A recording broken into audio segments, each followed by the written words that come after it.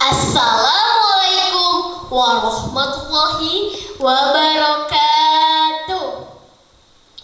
Hai teman-teman dan dewan juri yang saya hormati. Perkenalkan, nama saya Kolbia Mutmainnah, biasa dipanggil Kolbi. Pada kesempatan kali ini, saya akan menyampaikan sebuah dongeng yang sangat menarik yang berjudul Pangeran Raditya dan Gong yang Membisu. Begini ceritanya. Di kerajaan Surayana, hiduplah seorang pangeran yang terkenal sangat malas. Namanya Pangeran Raditya. Semua orang di kerajaan tahu bahwa Raditya punya kebiasaan yang aneh. Dia selalu bangun sangat siang. Saat matahari sudah tinggi di langit, Raditya masih asyik tidur di kasurnya yang empuk. Ketika gong kerajaan berbunyi, dia hanya menggeliat malas dan menarik selimutnya lebih erat. Pada suatu hari, gong yang biasanya berbunyi sangat keras tiba-tiba membisu. Seharusnya gong itu berbunyi gong, gong, gong, memanggil semua orang untuk memulai hari mereka. Tapi kali ini tidak ada suara sama sekali. Rakyat pun mulai gelisah. Mereka tahu ada yang tidak beres. Tanpa gong yang membangunkan mereka, semua menjadi kacau. Para petani tidak tahu kapan harus ke ladang. Para pedagang bingung membuka kios mereka. Dan para prajurit kesulitan menyusun barisan. Keheningan yang tidak biasa itu seperti pertanda buruk. Tiba-tiba Raja Bagaskara, ayah dari Pangeran Raditya, mulai khawatir.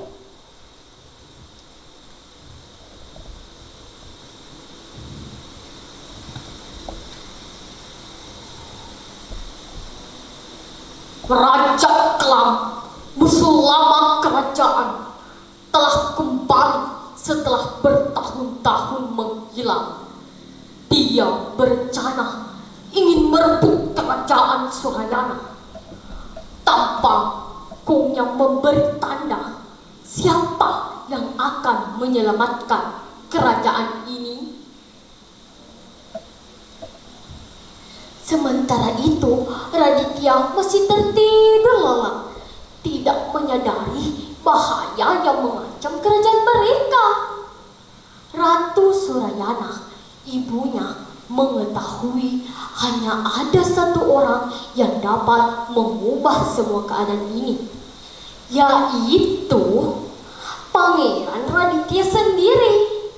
Ratu masuk ke kamar Raditya dengan penuh kesabaran melihat anaknya yang masih tertidur lelap.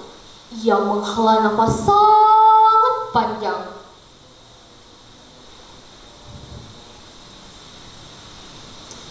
Tip.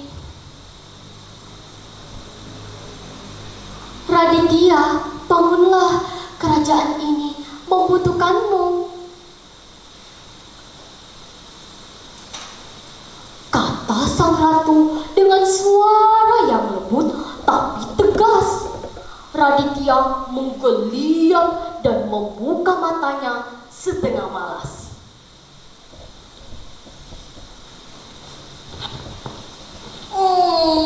5 menit lagi, Bu.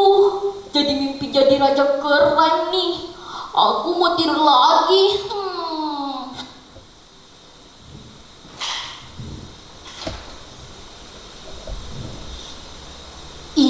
Bukan saatnya untuk tidur, anakku.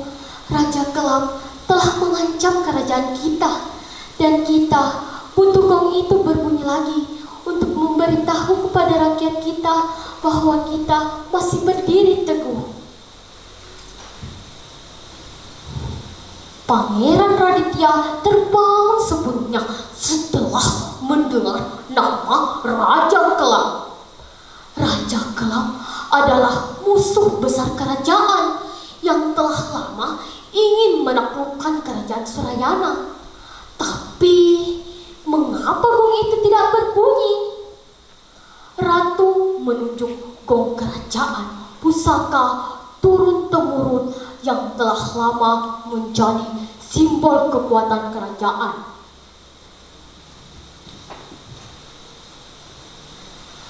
Gong ini adalah jantung kerajaan Raditya. Tanpa gong, kita tidak bisa bersatu. Bangkitlah dan buktikan bahwa kamu bisa melindungi negeri ini. Akhirnya, Pangeran Raditya bangkit dari tempat tidurnya. Dia melihat raut wajah ibunya yang sangat khawatir. Dia pun mulai terasa tersentuh dan dia tahu saatnya untuk bertindak. Pangeran Raditya mengambil gong itu dengan penuh tekad. Ia menatapnya sejenak lalu memukulnya dengan keras. Gong! Suara gong yang menggema di seluruh kerajaan.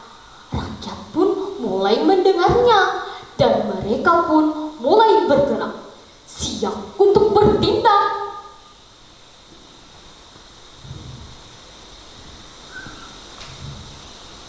Semua warga kerajaan bersiaplah! Seru Raditya dengan suara yang penuh semangat.